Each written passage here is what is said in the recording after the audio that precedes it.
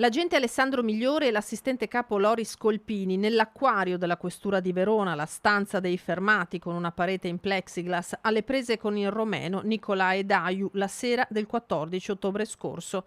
Dalle informative della squadra mobile Scaligera i primi fotogrammi tratti dai filmati delle telecamere piazzate lì dove si sono consumate le violenze che hanno portato Migliore, Colpini e altri 3 colleghi agli arresti domiciliari.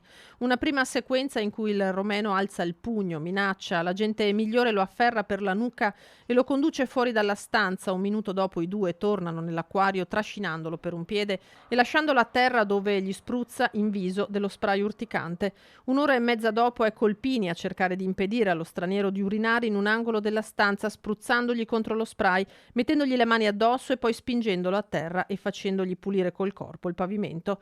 Intercettazioni telefoniche e visive dunque che insieme al resto del materiale prodotto dalla squadra mobile ha fatto sì che il GIP concedesse lo scorso 26 maggio le misure cautelari, con l'indicazione di ulteriori posizioni da approfondire, come quella di un agente donna che a novembre avrebbe prima suggerito a un cittadino nordafricano che chiedeva di andare in bagno di fare la pipì verso l'alto così che l'urina gli finisse in testa, poi gli avrebbe spruzzato contro lo spray.